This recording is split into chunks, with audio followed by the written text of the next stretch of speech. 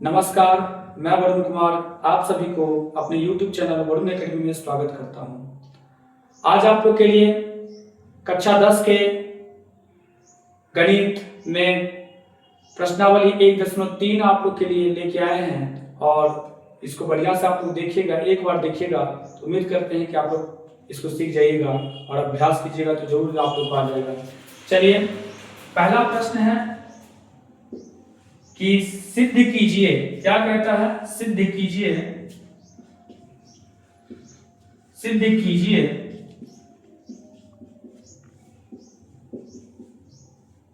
कि √5 एक अपरिमेय संख्या है। एक अपरिमेय संख्या है। चलिए, यही प्रश्न सिद्ध करने के लिए कहता है कि √5 एक अपरिमेय संख्या है। इसके लिए मान लीजिए इस प्रकार के प्रश्न आपको देखने को मिलेंगे। √5, √3, √2, √7, √11 इस प्रकार के प्रश्न आपको देखने को मिलेंगे। आपको इससे घबराने की जरूरत नहीं। अगर इसको आप जान गए तो √3, √2, √7, √11 ये सब इसी पर आप बना लीजिएगा, आसानी से बना लीजिएगा। खाली एक बार इसको देख लीजिए आप लोग। चलिए हम लोग प्रारंभ करते हैं बगैर समय गवाए। सबसे पहले हल, और मान लीजिए कि मान ले कि या माना कि, थोड़ा बड़ा बड़ा लिखते हैं कि आप लोग को दिखे।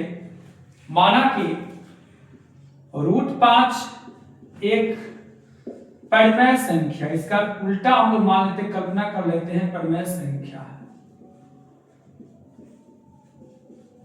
परिमेय संख्या है।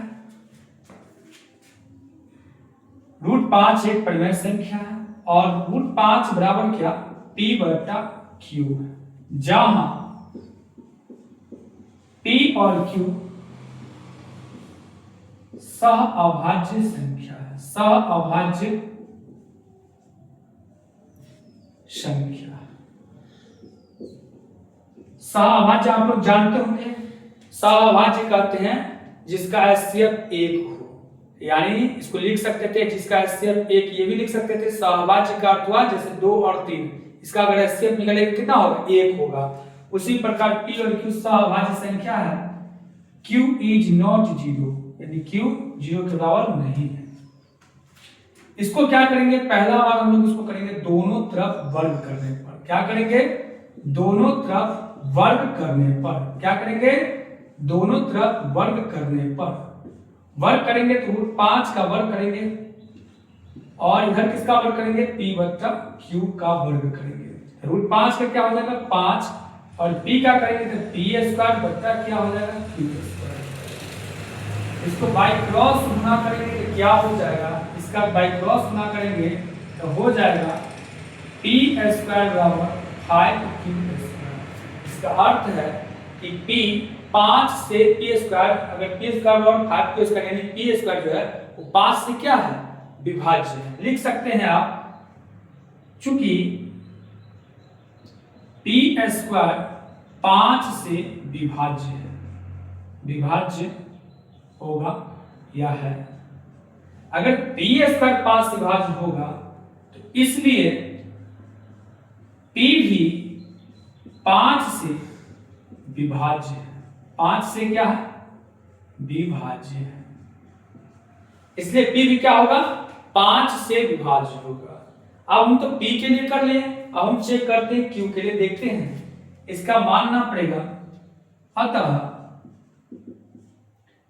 P बराबर 5 तो था ही, और 5 की जगह पर आप क्या मान लीजिएगा? इसके लिए आप मान लीजिए K मान लीजिए, लिख दीजिएगा, जहां K कोई पूर्णांक है, या जहां कोई K पूर्णांक है, K कोई पूर्णांक है। अच्छा, इसको समीकरण 1 भी मान लीजिएगा। P बराबर 5 के, तो क्या करेंगे? इसको भी दोनों तरफ क्या करेंगे? जैसे P ऊपर वाले को किया ऐसे इसको भी करेंगे दोनों तरफ वर्ग करने पर। दोनों तरफ क्या करेंगे? वर्ग करने पर। वर्ग करेंगे तो क्या होगा? P का स्क्वायर और इधर क्या हो जाएगा? 5K का स्क्वायर हो जाएगा। तो P का क्या हो जाएगा? P² और 5 का 5 25 K² हो जाएगा। इसको समीकरण 2 मान लीजिए, यानी अब लिख सकते हैं कि समीकरण एक का मान समीकरण दो में रखने पर समीकरण दो क्या है, पी स्क्वायर बराबर 25k²। पी स्क्वायर क्या है 25k²। पी स्क्वायर की जगह पर मेरे पास क्या है 5q² है, तो 5q² और 25k², तो 5×5=25 यानी कह सकते हैं q² और 5k²। इस प्रकार हम कह सकते हैं चूंकि q² 5 से विभाज्य होगा, अगर q² भी क्या होगा 5 से विभाज्य होगा, q² 5 से विभाज्य होगा, तो इसलिए q भी 5 से क्या होगा विभाज्य होगा, q भी क्या रहेगा 5 से विभाज्य होगा।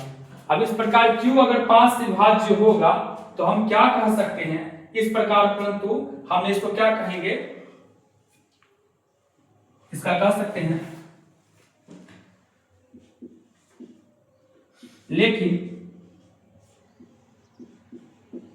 इसका विरोधाभास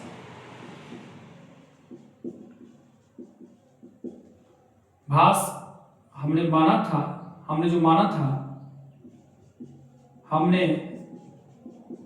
जो माना था गलत था। क्या था गलत है, क्यों गलत था, क्योंकि 5 से ये भी विभाज्य है और 5 से p भी विभाज्य है। हमने तो बोला था सभाज्य संख्या, तो हमारी मान्यता गलत था, कह सकते हैं अतः हमारी मान्यता गलत है। √5 परिमेय नहीं बल्कि अपरिमेय संख्या है, बल्कि अपरिमेय संख्या है। चलिए इसको हम लोग मिटा देते हैं। आप लोग उम्मीद कर रहे हैं कि आप लोग समझ गए होंगे, कहीं कोई दिक्कत नहीं हुआ होगा। इस पर ही आप लोग √5 की जगह पर आप √2 से बना सकते हैं, √3 से बना सकते हैं, √7 से बना सकते हैं, √11 से बना सकते हैं, इसमें कोई दिक्कत की बात नहीं है। अब चलते हैं दूसरे प्रश्न पर, देखिए इसको एक बार आपको बढ़िया से। चलिए इसको आप साफ करते हैं, क्लीन कर देते हैं और फिर अगला प्रश्न लेकर के आ रहे हैं आपके पास।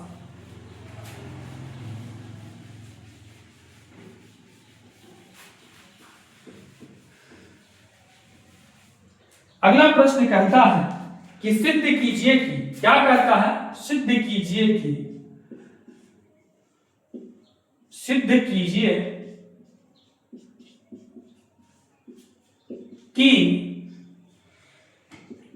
3 + 2√5 एक अपरिमेय संख्या है,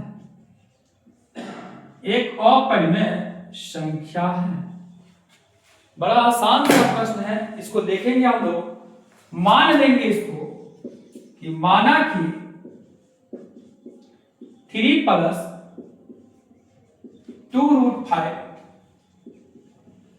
एक परिमेय संख्या है, परिमेय संख्या है, यानी 3 + 2√5 बराबर परिमेय संख्या के लिए क्या मान लेते हैं, p/q या a/b या r/s कुछ भी आप मान सकते हैं, जहां p और q सह अभाज्य है, q ≠ 0 है। चलिए अब इसको क्या करेंगे, 3 + 2√5 बराबर p/q।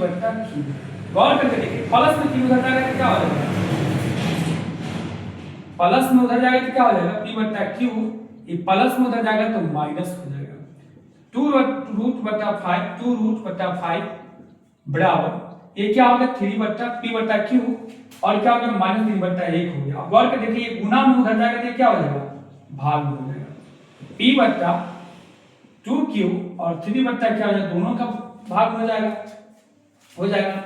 जानते हैं चूंकि p/2q -3/2 एक परिमेय संख्या होगा, परिमेय संख्या है। अगर ये परिमेय संख्या है तो मेरी इसलिए √5 भी परिमेय होगा। लेकिन आपको कहीं से लग रहा है √5 परिमेय नहीं, इसे लिखेंगे लेकिन यह विरोधाभास,